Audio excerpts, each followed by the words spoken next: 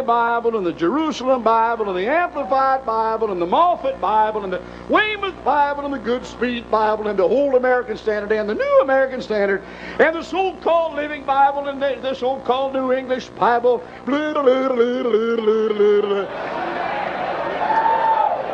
And the New King James Version.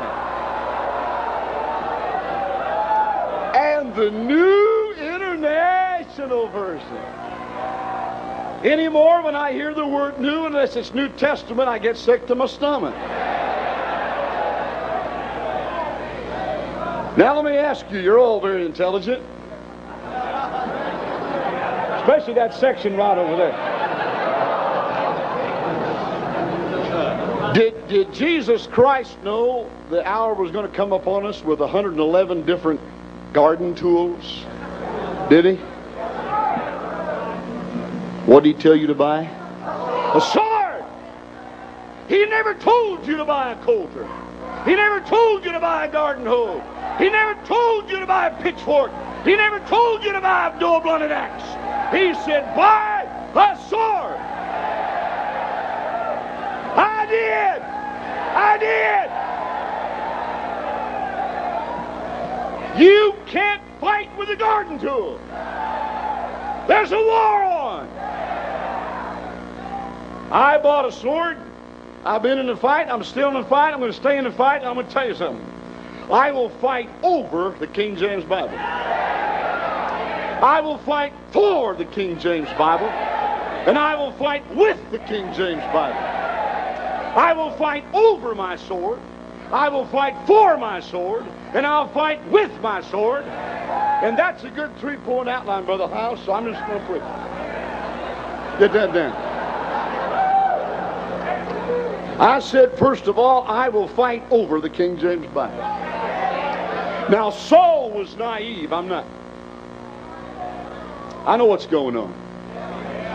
Yet I talk to preachers who ought to know better. I'm tired of my independent Baptist preachers who say to me, oh, this controversy over the King James and the other versions, it's a non-issue with me. A non-issue? A non-issue?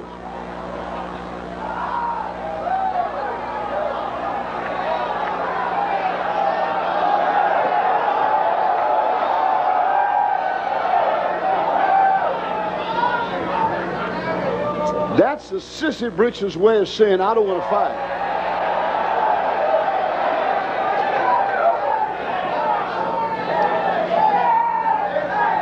You show me a man calls himself a preacher and says it's a non-issue, I'll show you a lace on his underwear.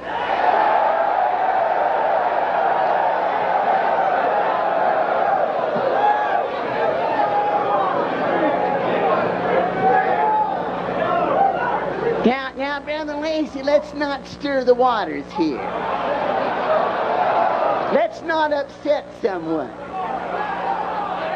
Hey, pal, when you go forth to fight, you do stir the waters, don't you? You do upset the crowd, don't you? Jesus said, buy a sword. Go to war. There's a battle on. It is an issue with me whether I have a sword or not. It's an issue with me whether this King James Bible is the inerrant, inspired, infallible Word of God or not. It's an issue, and I'll fight over it. If it's not the perfect, inspired, inerrant Word of God, then it's just another coulter, just another mattock, just another garden tool. When I read in here in 2 Timothy 4:2 to preach the Word, it is an issue with me whether I have the Word to preach or not. When I'm told to go out there and get people saved, I'm told that people are born again by the incorruptible seed. Then, friend of mine, it makes a difference with me. It's an issue with me whether I've got a corruptible seed or an incorruptible seed. When I'm told to go forth and fight the powers of darkness and wickedness in high places, it is an issue with me whether I've got a sword or a garden tool. I will fight over the King James Bible.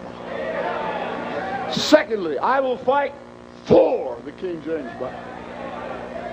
Jesus told me to buy a sword, and I did.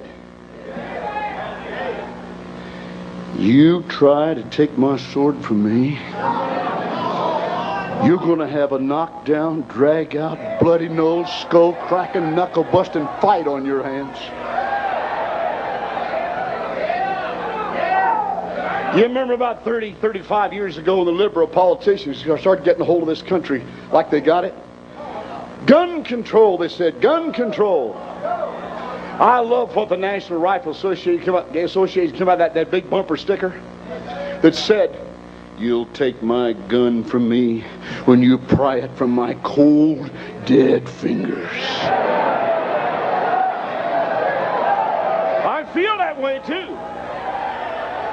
Well, let me tell you something. You'll take my sword from me when you pry it from my cold, dead fingers. I will fight for my King James Bible. Let the Alexandrian Philistines try to pawn off their garden tools. They'll never do it with me. Now, most of you know the garden tools wear out. Sword doesn't.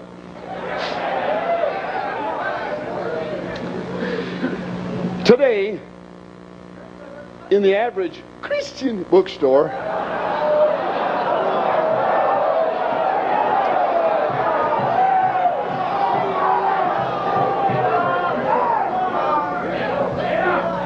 you can buy about 31, 32, 33 different versions. As I said earlier, there's been 111 up to this point since 1884 in the English language. You can still get about 30, 31, 32.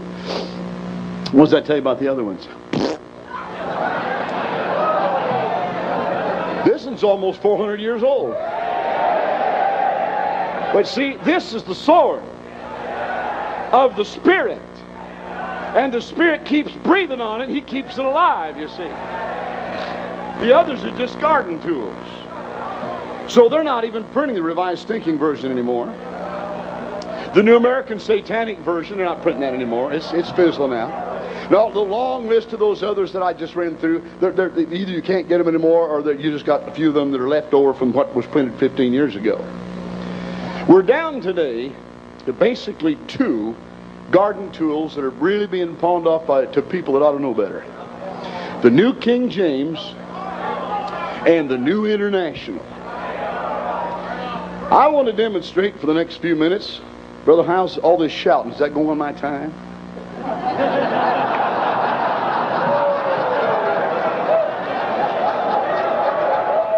mean, I'll look for shouting.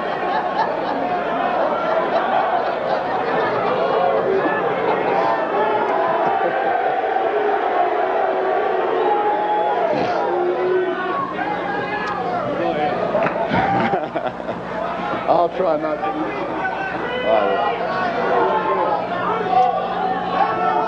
All right, let's talk about the New King James Version. I'd rather not, but we have to. I have to say to me, What do you think of the New King James? it's no more the New King James than I'm the New King Tut.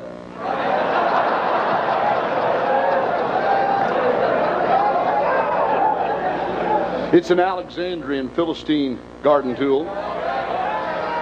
When you open up the New King James, it'll be like all the perversions. It's copyrighted.